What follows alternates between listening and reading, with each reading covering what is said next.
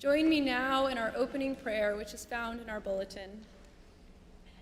Most gracious God, look with mercy upon your family gathered here, for whom our Lord Jesus Christ was betrayed, given into sinful hands, and suffered death upon the cross.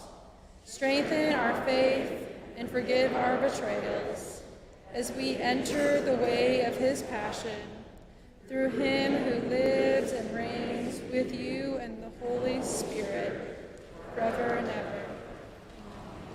You may be seated.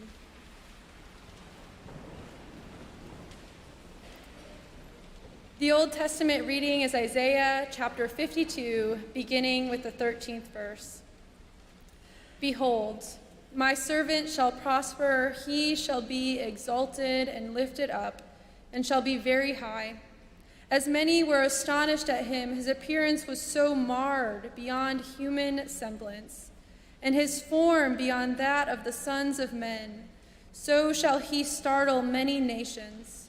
Kings shall shut their mouths because of him, for that which has not been told them they shall see, and that which they have not heard they shall understand. Who has believed what we have heard? And to whom has the arm of the Lord been revealed? For he grew up before him like a young plant, and like a root out of dry ground. He had no form or comeliness that we should look at him, and no beauty that we should desire him. He was despised and rejected by men, a man of sorrows and acquainted with grief. And as one from whom men hide their faces, he was despised, and we esteemed him not. Surely he has borne our griefs and carried our sorrows, yet we esteemed him stricken, smitten by God and afflicted, but he was wounded for our transgressions. He was bruised for our iniquities. Upon him was the chastisement that made us whole, and with his stripes we are healed. All we like sheep have gone astray. We have turned every one to his own way. And the Lord has laid on him the iniquity of us all. He was oppressed, and he was afflicted, yet he opened not his mouth. Like a lamb that is led to the slaughter, and like a sheep that before its shearers is dumb, so he opened not his mouth. By oppression and judgment he was taken away. And as for his generation, who was considered that he was cut off out of the land of the living, stricken for the transgression of my people. And they made his grave with the wicked, and with a rich man in his death, although he had done no violence, and there was no deceit in his mouth. Yet it was the will of the Lord to bruise him. He has put him to grief. When he makes himself an offering for sin, he shall see his offspring. He shall prolong his days.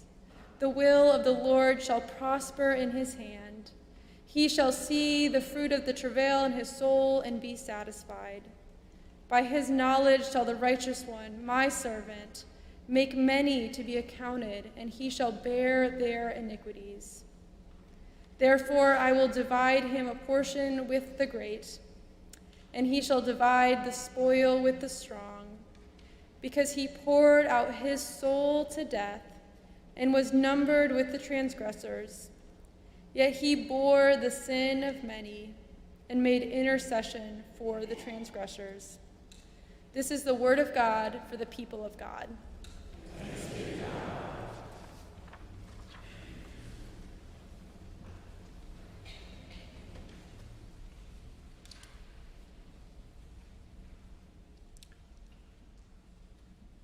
On a personal note, let me feel emotional about it. I love that you are here. And I love that so many of you are here, and I mean that in two ways. One is the last two Good Fridays we've done this in pretty much an empty room. It's good to be together, although during those 2 years our church family has grown to include people who live in other places and are joining us online tonight. It's good to be together in this way on this most sacred of all nights. Second reason I love to see that so many of you are here, I gave a talk years ago and said the way that you can measure the spiritual health of a church congregation is not how many people come on the fun Sundays, like how many come on Palm Sunday and Easter, but how many people come to the dark services that aren't fun, Ash Wednesday, Good Friday. You're here. This is a church that understands the depth of our faith, what it's about. We're about to hear Luke's account of Good Friday. We swap it around year by year. We've been following Luke's gospel heading up toward Easter. Luke has some unusual elements that we don't see elsewhere. When Jesus prays in the Garden of Gethsemane, Father, let this cup pass from me, it says his agony was so great, his sweat appeared to be like drops of blood. So graphic, Jesus' agony. Luke alone reports that there were women along the way as Jesus carried his cross who were wailing in their sorrow. And Jesus blessed those women in their grief. It is Luke alone who, when Jesus is dying, he looks down at the people who have just treated him so shabbily and have harmed him to the point of death and are mocking him and snickering. And he says, not Father, call down a thunderbolt on them, but he says, Father, forgive them. Father, forgive them. It is in Luke alone that Jesus looks at the criminal next to him being crucified and says, today you will be with me in paradise. And it is in Luke alone when Jesus, with his last breath, says, Father, into your hands I commend my spirit. So moving. When I think about Good Friday, I always hear music in my head, and the music that I hear when I think about the crucifixion of Jesus, I think about things like When I Survey the Wondrous Cross, which our choir sang so ably last Sunday. I think about the Andrew Lloyd Webber, John 19:41, comes at the end of Jesus Christ Superstar. But the music that I really primarily hear in my head is the tune that Bach was so attached to, O Sacred Head, Now Wounded. The hymn is to Christ, his sacred head. We might think of Jesus' hands, or his feet, or his side. But to think about his head, so much grief, so much beauty, so much sorrow, so much elegance. Jesus' head, his eyes shedding love toward the people who did not love him in return. His mouth speaking, not saying many words, but words of mercy, words of hope. He speaks to his mother. He cries out in abandonment for any of us who ever feel abandonment from God. He is our head as the church. O sacred head, the words say, with grief and shame weighed down. It's not his grief, it's not his shame. It is ours that he carries, our transgression. Think about that crown of Jesus made of thorns, not just any thorns. I've told some of you this before. When we go to Israel, we find the thorn. It's called the Ziziphus spina Christi. It has very sharp thorns, but yet there's a poison in the end of it that when you get stuck by it, it causes your skin to burn and itch for 2 or 3 days. Jesus had this in his forehead for us. Bach's hymn pleads with Jesus and says, look on me with your favor. That's what we want from Christ. And we can trust that he does look on us with favor, because after all, he forgave the soldiers who didn't ask for forgiveness or believe in him or weren't even paying attention. So great is Jesus' mercy. The hymn asked the question, what language shall I borrow to thank thee, dearest friend? There are no words. We just hear the story in the quiet. And we realize in light of the story what that other song says, love so amazing, so divine, demands my soul, my life, my all.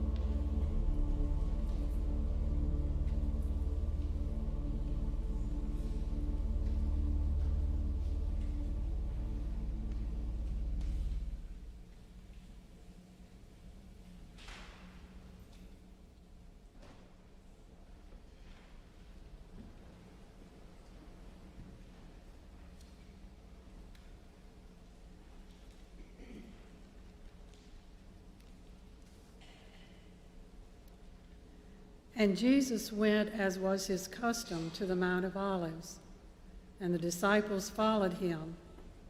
And when he came to the place, he said to them, "Pray that you may not enter into temptation."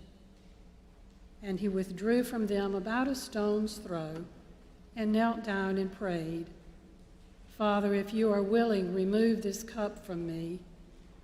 Nevertheless, not my will, but your will be done." And when he rose from prayer, he came to the disciples and found them sleeping for sorrow. And he said to them, "Why do you sleep? Rise and pray that you may not enter into temptation." While he was still speaking, there came a crowd, and the man called Judas, one of the 12, was leading them. He drew near to Jesus to kiss him, but Jesus said to him, "Judas, would you betray the Son of Man with a kiss?" And when those who were about him saw what would follow, they said, "Lord, shall we strike with the sword?" And one of them struck the slave of the high priest and cut off his right ear. But Jesus said, "No more of this." And he touched his ear and healed him. Then Jesus said to the chief priests and officers of the temple and elders who had come out against him, "Have you come out as against a robber with swords and clubs? When I was with you day after day in the temple, you did not lay hands on me. But this is your hour and the power of darkness." Then they seized him and led him away, bringing him into the high priest's house.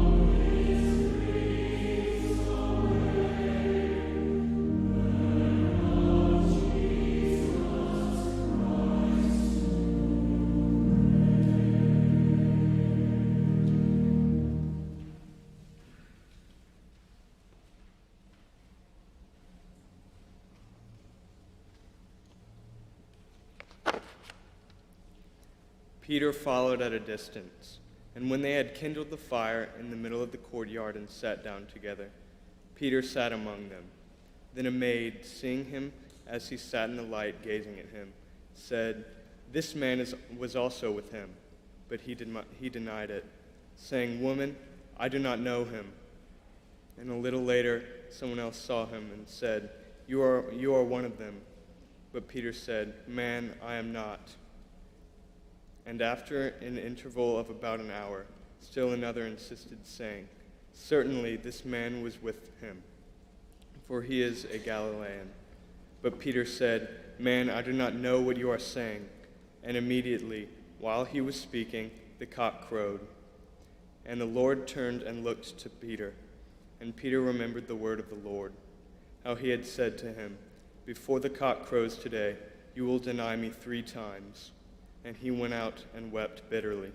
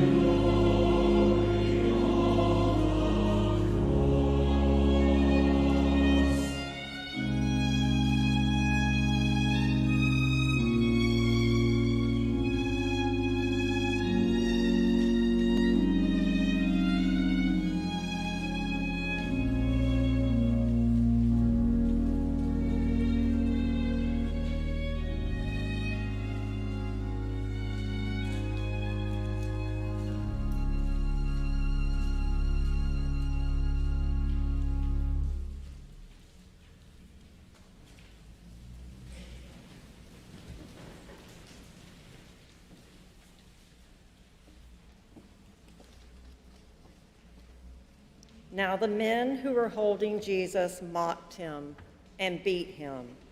They also blindfolded him and asked him, "Prophesy, who is it that struck you?" And they spoke many other words against him, reviling him. When day came, the assembly of the elders of the people gathered together, both chief priests and scribes, and they led him away to their council, and they said, "If you are the Christ, tell us." But he said to them, "If I tell you, you will not believe, and if I ask you, you will not answer. But from now on, the Son of Man shall be seated at the right hand of the power of God." And they all said, "Are you the Son of God then?" And he said to them, "You say that I am." And they said, "What further testimony do we need? We have heard it ourselves from his own lips."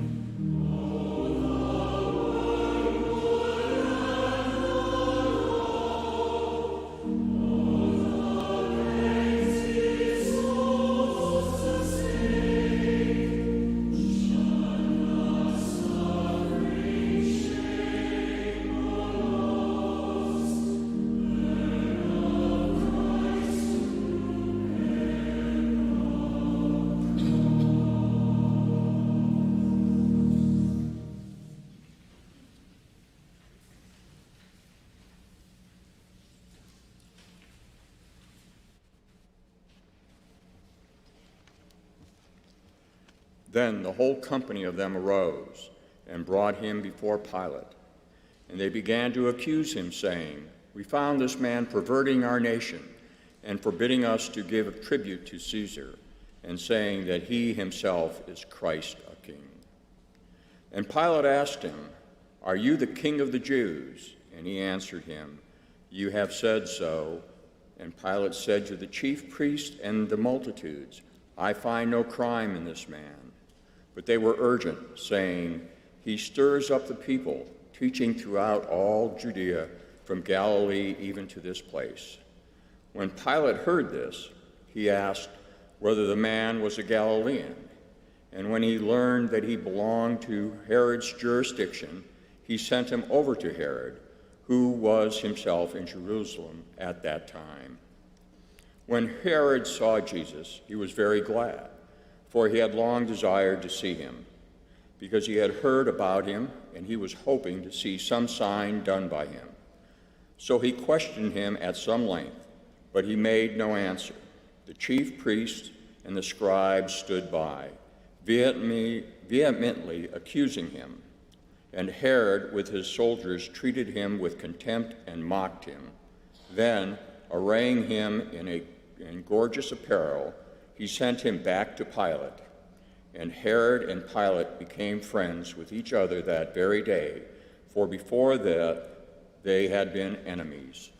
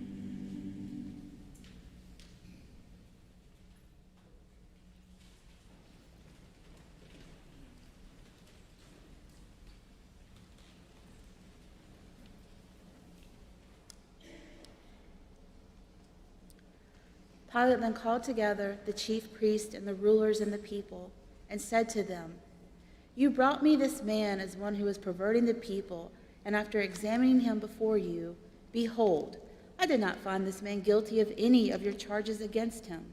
Neither did Herod, for he sent him back to us. Behold, nothing deserving death has been done by him. I will therefore chastise him and release him." But they all cried out together, "Away with this man, and release to us Barabbas, a man who had been thrown into prison for an insurrection started in the city and for murder." Pilate addressed them once more, desiring to release Jesus, but they shouted out, "Crucify, crucify him." A third time he said to them, "Why? What evil has he done? I have found in him no crime deserving death. I will therefore chastise him and release him." But they were urgent, demanding with loud cries that he should be crucified, and their voices prevailed. So Pilate gave sentence that their demand should be granted. He released the man who had been thrown into prison for insurrection and murder, whom they asked for. But Jesus he delivered up to their will.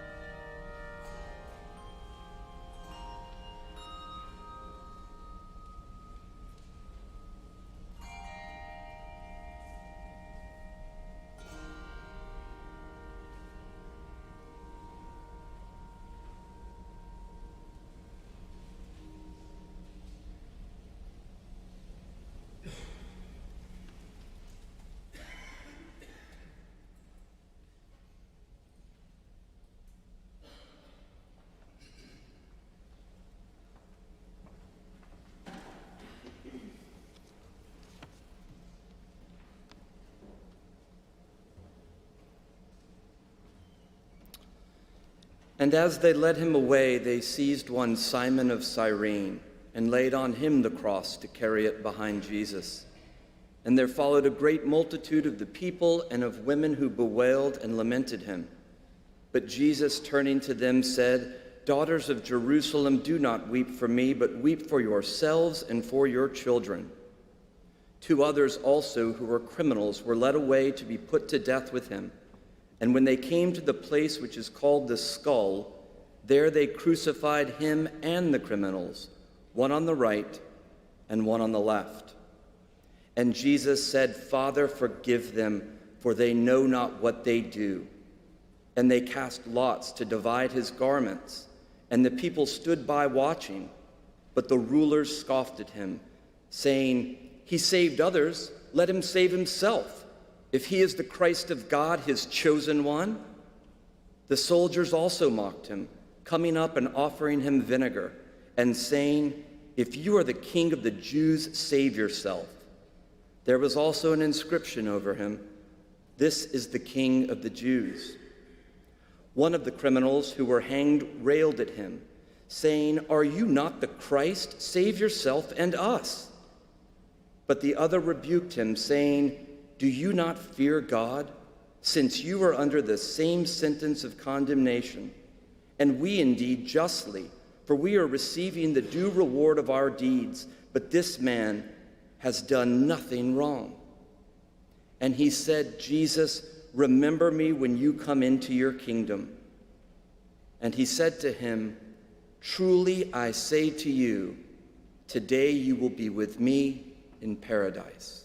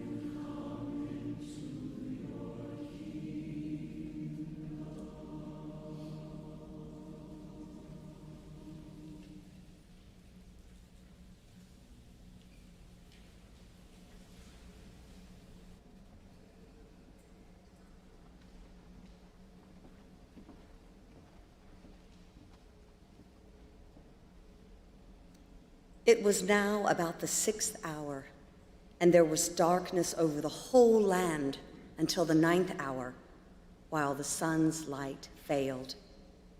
And the curtain of the temple was torn in two. Then Jesus, crying with a loud voice, said, "Father, into your hands I commit my spirit." And having said this, he breathed his last. Now when the centurion saw what had taken place, he praised God and said, "Certainly this man was innocent."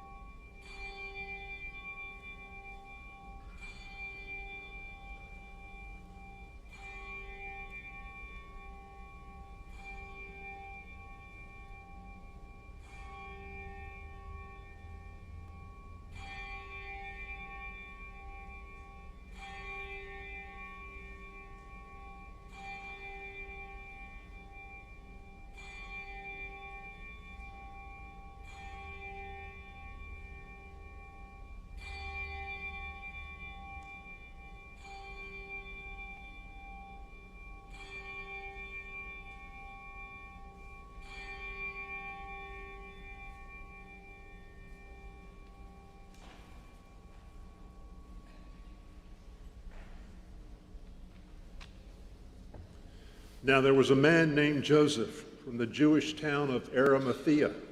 He was a member of the council, a good and righteous man who had not consented to their purpose and deed, and he was looking for the kingdom of God. This man went to Pilate and asked for the body of Jesus. Then he took it down and wrapped it in a linen shroud and laid him in a rock-hewn tomb where no one had ever yet been laid. It was the day of preparation, and the Sabbath was beginning. The women who had come with him from Galilee followed and saw the tomb and how his body was laid. Then they returned and prepared spices and ointments.